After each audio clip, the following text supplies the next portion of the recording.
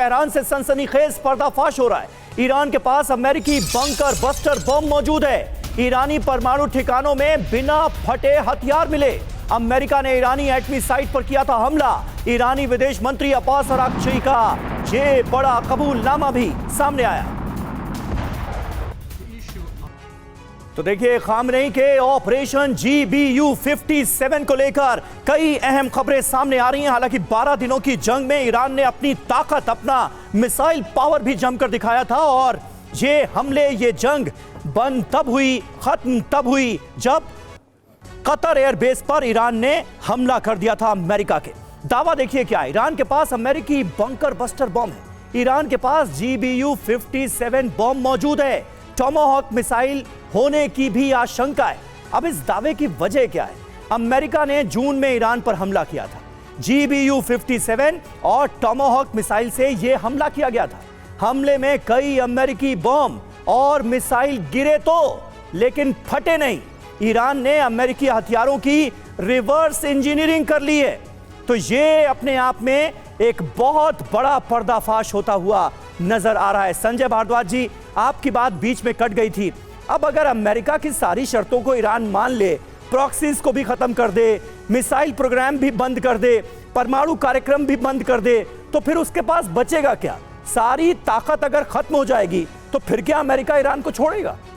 देखिए, पहली बात तो कि कोई शर्त नहीं मानने वाला, अभी तक कोई शर्त नहीं मानी तो बिल्कुल नहीं मानने वाला। लेकिन ये बात पक्का है कि अगर इजराइल को इशारा मिलता अमेरिका से तो निश्चित रूप से इजराइल ईरान पर अटैक करेगा। देखिए, इसके पीछे ईरान अकेला नहीं है। कभी हमको ईरान को आइसोलेशन में नहीं देखना चाहिए।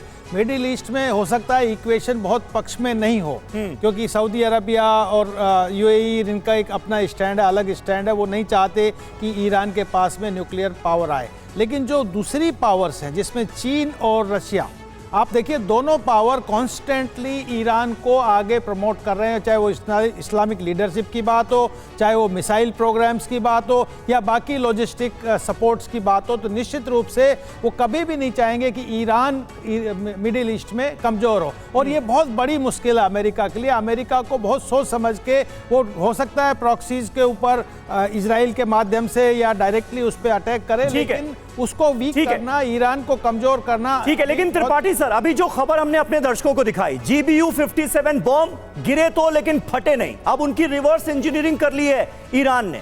क्या यह मुमकिन है और यह काम क्या ईरान कर सकता है? क्योंकि टॉमाहॉक मिसाइल के बारे में भी यही कहा जा रहा है। देखिए, मुमकिन तो है समीर, कर सकते हैं और बहुत देश करते रहे हैं।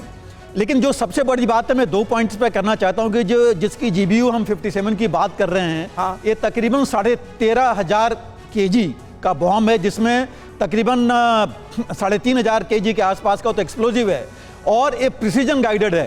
बिल्कुल एक्यूरेटली जा करके हिट करता है और डिस्ट्रॉय करता है। और जरूर दागे गए थे, और हो सकता है कोई इसमें से ऐसा हो जो नहीं फटा हो और उसकी रिवर्स इंजीनियरिंग इन्होंने की हो। कर सकते हैं।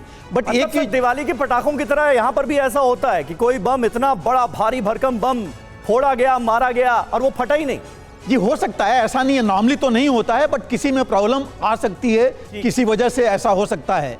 बट एक चीज मैं और बताना चाहूंगा कि देखिए, जो अमेरिका ने अभी बिल्डअप किया है गल्फ में, 2003 के इराक वार के बाद, तकरीबन 22 साल के बाद पहली बार अमेरिका कहीं भी इतना बड़ा उसने मिलिट्री बिल्डअप किया है।